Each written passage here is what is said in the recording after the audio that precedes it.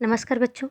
आज हम पढ़ने जा रहे हैं आपके हिंदी के पाठ्य पुस्तक रिमझिम से पाठ 7 डाकिए की कहानी कंवर सिंह की जुबानी। इससे पहले हमने पाठ 6 चिट्ठी का सफ़र में डाक से संबंधित महत्वपूर्ण जानकारी प्राप्त की थी। चिट्ठी लिखते कैसे हैं और उसे भेजते कैसे हैं, पता कहाँ पर लिखते हैं, पिन कोड क्या होता है, कितने अंकों का होता है, और कबूतर के पैरों में संदेश लिखकर भेजने से लेकर फेसबुक, इंटरनेट, व्हाट्सएप, ट्विटर और सोशल मीडिया तक का सफ़र। तो आज हम जानेंगे डाकिए जो कंवर सिंह जी हैं उनका इंटरव्यू अर्थात साक्षात्कार। तो इसमें डाकिए ने कंवर सिंह जी ने अपने जीवन में घटी घटनाओं को और अपने डाकिए के सफ़र के बारे में बताया है। तो चलिए शुरू करते हैं यह पाठ, जिसका नाम है डाकिए की कहानी कंवर सिंह की जुबानी। शिमला की माल रोड पर जनरल पोस्ट ऑफिस है। पोस्ट ऑफिस यानी होता है डाकघर। उसी पोस्ट ऑफिस के एक कमरे में डाक छाँटने का काम चल रहा है। अलग अलग एरिया और अलग अलग क्षेत्र के हिसाब से डाक यानी चिट्ठियों को अलग अलग छाँट कर रखा जाता है। सुबह के 11:30 बजे हैं। खिड़की से गुनगुनी धूप छनकर आ रही है। इस धूप का मजा लेते हुए 2 पैकर और 3 महिला डाकिया फटाफट डाक छाँटने का काम कर रहे हैं। वहीं पर मैंने सरकार से पुरस्कार प्राप्त करने वाले डाकिया कंवर सिंह जी से बात की। यही बातचीत आगे दी जा रही है। तो यहाँ पर डाकिए कंवर सिंह जी का इंटरव्यू दिया गया है नीचे। आपका शुभ नाम? मेरा नाम कंवर सिंह है। मैं हिमाचल प्रदेश के शिमला जिले के नेरवा गांव का निवासी हूँ। निवासी यानी रहने वाला। आप याद रखेंगे, ये आपके प्रश्न में भी है ये कि तो कंवर सिंह जी अपने बारे में बता रहे हैं कि वो हिमाचल प्रदेश के शिमला जिले के नेरवा गांव के रहने वाले हैं और उनकी उम्र 45 साल है। आपके परिवार में कौन कौन है, उनके बारे में कुछ बताइए। कंवर सिंह जी बताते हैं कि मेरे 4 बच्चे हैं, 3 लड़कियां और 1 लड़का। 2 लड़कियों की शादी हो चुकी है। मेरा एक और बेटा भी था। वह मेरे गांव में एक पहाड़ी से लकड़ियां लाते हुए गिर गया, तो उससे उस बच्चे की मौत हो गई। आपके बेटे के साथ हुआ, उसका हमें बहुत दुख है। आपके इलाके में इस तरह की घटनाएं क्या अक्सर होती हैं? तो कंवर सिंह जी बताते हैं, जी ऐसी घटनाओं का होना असाधारण नहीं है। मतलब ऐसी घटनाएं पहाड़ी इलाकों में होती रहती है कि लोग पहाड़ियों से फिसलकर मौत के मुंह में चले जाते हैं। यहाँ हर साल तिरछी ढलानों या ढांकों से घास काटते हुए कई औरतें गिरकर मर जाती हैं।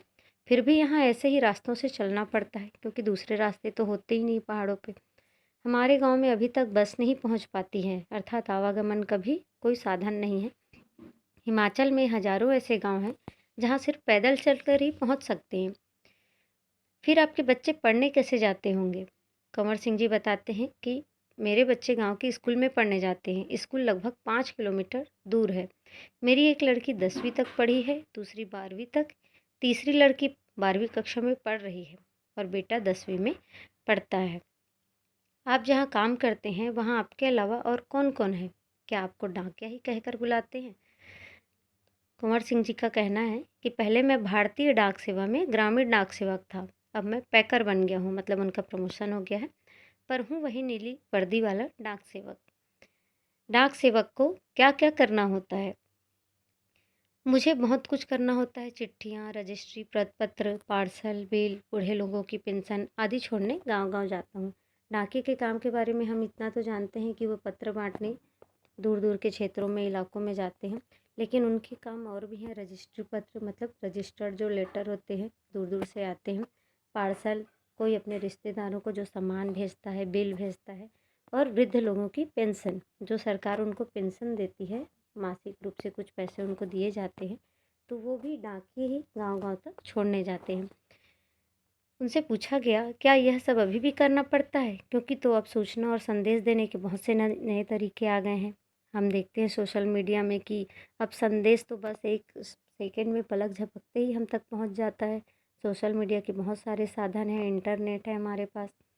तो कुंवर सिंह जी बताते हैं कि शहरों में भले ही आज संदेश देने के कई साधन आ गए हैं, जैसे फ़ोन, मोबाइल, ईमेल वगैरह, लेकिन गांव में तो आज भी संदेश पहुंचाने का सबसे बड़ा जरिया डाक ही है। जरिया का अर्थ होता है माध्यम, मतलब गांव में अब भी चिट्ठियाँ ही भेजी जाती हैं।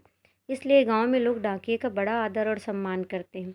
अपनी चिट्ठी आदि पाने के लिए डाकिए का इंतज़ार करते रहते हैं, उनकी राह देखते रहते हैं। हमने सुना है कि हमारी डाक सेवा दुनिया की सबसे बड़ी डाक सेवा है। यह भला कैसे? कुंवर सिंह जी कहते हैं कि आपने बिल्कुल सही सुना है। हमारे देश की डाक सेवा आज भी दुनिया की सबसे बड़ी डाक सेवा है। ये हमारे लिए बहुत बड़ी उपलब्धि है और आप लोगों को भी ये बात जाननी चाहिए कि हमारी जो डाक सेवा है, जो पोस्ट सर्विस है, वो दुनिया की सबसे बड़ी डाक सेवा है और ये बहुत बड़ी बात है और सबसे सस्ती भी। केवल 5 रुपये में देश के किसी भी कोने में हम चिट्ठी भेज सकते हैं। पोस्ट कार्ड तो केवल 50 पैसे का ही होता है, यानी 50 पैसे में भी हम अपने देश के किसी भी कोने में अपना संदेश भेज सकते हैं। आपको अपनी नौकरी में मज़ा तो बहुत आता होगा। मुझे अपनी नौकरी बहुत अच्छी लगती है। जब मैं दूर नौकरी करने वाले सिपाही का मनी ऑर्डर लेकर उसके घर पहुंचाता हूं, तो उसके बूढ़े माँ बाप का खुशी भरा चेहरा देखते ही बनता है। आप लोगों ने भी टीवी वगैरह में देखा होगा कि जब जो सिपाही अपने घरों से दूर रहते हैं, वो अपने घर में कुछ पैसे, जिसे मनी ऑर्डर कहते हैं, वो कुछ पैसे अपनी तनख्वाह से अपने घर के बुजुर्गों को, अपने माँ बाप को, परिवार को भेजते हैं। तो जब वो डाकिये ये पैसा उनके घर तक पहुंचाते हैं, तब उनकी माँ बाप की खुशी का ठिकाना नहीं होता है। ऐसे ही जब किसी का रजिस्ट्री पत्र पहुंचाता हूँ, जिसमें कभी रिजल्ट, कभी नियुक्ति पत्र होता है, तो लोग बहुत खुश होते हैं। किसी को अपनी परीक्षा का परिणाम मिलता है, किसी को अपनी नौकरी का अपॉइंटमेंट लेटर मिलता है, जिसे नियुक्ति पत्र कहा जाता है, तो लोग ये सब डाकिये के माध्यम से पाकर बहुत खुश होते हैं और इसीलिए डाकिये का बहुत ही आदर और सम्मान किया जाता है। बूढ़े दादा और बूढ़ी नानी तो पेंशन के पैसे मिलने पर ही बहुत खुश होते हैं, क्योंकि जो शहर से दूर रहते हैं, गांव में रहते हैं, उनके पास पेंशन के पैसे पहुंचाने का एकमात्र साधन डाकिये ही होते हैं। इसलिए वो डाकिये के आने का बेसब्री से इंतज़ार करते हैं। 6 महीनों तक वे मेरा इसके लिए इंतज़ार करते हैं, क्योंकि हिमाचल में बूढ़े लोगों को पेंशन हर 6 महीने के बाद दी जाती है। हमारे यहाँ जैसे हर महीने वृद्ध लोगों को पेंशन मिलती है, वैसा हिमाचल में नहीं होता है। वहाँ हर 6 महीनों में वृद्ध लोगों को पेंशन दी जाती है। आप क्या शुरू से ही इसी डाकघर में काम कर रहे हैं? कुंवर सिंह जी बताते हैं, शुरू में मैं लाहौल स्पीति ज़िले के किब्बर गांव में 3 साल तक मैंने नौकरी की। ये हिमाचल का सबसे ऊंचा गांव है, पहाड़ियों पर बसा हुआ है। उसके बाद 5 साल तक इसी ज़िले के काजा में और 5 साल तक किन्नौर ज़िले में नौकरी की। उस वक्त इन गाँव में टेलीफोन नहीं होते थे। बसें भी सिर्फ मुख्यालयों तक ही जाती थी, मतलब गाँव-गाँव तक बसें नहीं जाती थी। अभी भी ऐसी बहुत सारी गाँव हैं जहाँ पर ना तो बसें जाती हैं, ना वहाँ पर टेलीफोन है, ना कोई दूसरा माध्यम है। ऐसी जगह में ग्रामीण डाक सेवक का बहुत मान किया जाता है, क्योंकि शहरों और गाँवों को जोड़ने का ये डाक सेवक ही एक माध्यम होते हैं। आप पहाड़ी इलाके में रहते हैं, जाहिर है डाक पहुँचाना आसान काम तो नहीं होगा। कुंवर सिंह जी बताते हैं कि हाँ, बहुत मुश्किलें तो आती हैं। जब मैं किन्नौर ज़िले के मुख्यालय रिकांगपिओ में नौकरी करता था, तो सुबह 6 बजे मेरी ड्यूटी शुरू हो जाती थी। 6 बजे सुबह शिमला जाने वाली बस में डाक का बोरा रखता था, डाक जिसमें चिट्ठी पत्र रजिस्ट्री वगैरह होते थे, और रात को 8 बजे शिमला से आने वाली बस से डाक का बोरा उतारता था। पैकर को ये सब काम करने पड़ते हैं। किन्नौर और लाहौल स्पीति हिमाचल प्रदेश के बहुत ठंडे तथा ऊंचे ज़िले हैं, जो पहाड़ियों वाले जगह है और ठंडे प्रदेश है, तो वहाँ पर बहुत ज़्यादा ठंड पड़ती है। इन ज़िलों में अप्रैल महीने में भी बर्फ़बारी होती है। अप्रैल में जहाँ हमारे यहाँ गर्मी पड़ती है, तो हिमाचल जैसी जगहों पर वहाँ बर्फ़बारी होती है, मतलब बर्फ़ गिरता है। बर्फ़ में चलते हुए पैरों को ठंड से बचाना पड़ता है, वरना स्नो बाइट हो जाते हैं, जिससे पैर नीले पड़ जाते हैं और उनमें गैंग्रीन हो जाती है। ये एक तरह की बीमारी है, परेशानी भी है। बर्फ़ से हाथ पैर इतने ज़्यादा ठंडे हो जाते हैं कि हाथ पैर की उंगलियां तक झड़ जाती हैं, गल जाती हैं। इन ज़िलों में मुझे एक घर से दूसरे घर तक डाक पहुंचाने के लिए लगभग 26 किलोमीटर रोज़ाना चलना पड़ता था। 26 किलोमीटर पैदल चलना कोई छोटी बात नहीं है, क्योंकि हमारे पास बहुत साधन होते हैं, गाड़ी है, बसें हैं, हमारे खुद की गाड़ियाँ हैं, 2 व्हीलर है, 4 व्हीलर है, लेकिन उनको ये पैदल काम करना पड़ता है। हिमाचल में एक गांव से दूसरे गांव की दूरी लगभग 4 या 5 किलोमीटर तक होती है। हिमाचल के गांव छोटे छोटे होते हैं, एक गांव में बस 8 से 10 या कभी कभी 6-7 घर ही होते हैं, इसलिए एक गांव से दूसरे गांव जाने के लिए बहुत चलना पड़ता है।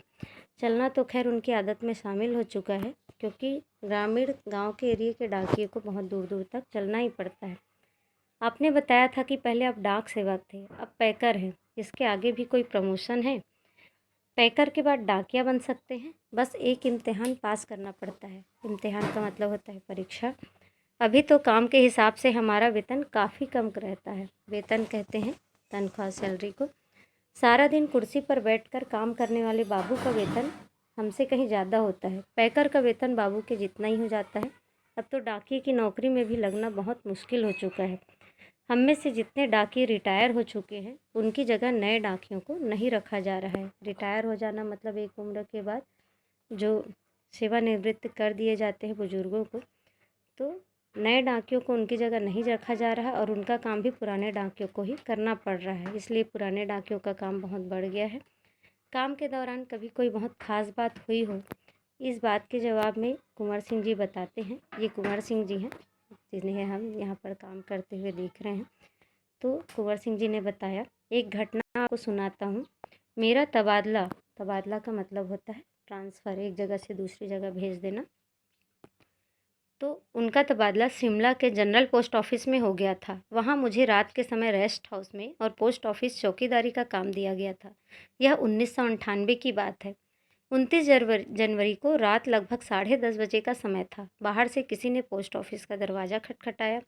उन्होंने पूछा कौन है, तो जवाब आया, दरवाज़ा खोलो, तुमसे बात करनी है। और जैसे ही दरवाज़ा खोला गया, अचानक 5-6 लोग घुस गए और उन्हें पीटना शुरू कर दिया।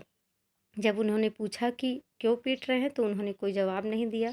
ऑफिस की सारी लाइटें बंद कर दी और उनके कुछ समझने से पहले ही किसी भारी चीज़ से उनके सिर में कई बार मारा गया, जिससे कुंवर सिंह का सिर फट गया था। मैं लगातार चिल्लाता रहा। उसके बाद मैं बेहोश हो गया और मुझे कुछ भी पता न चला।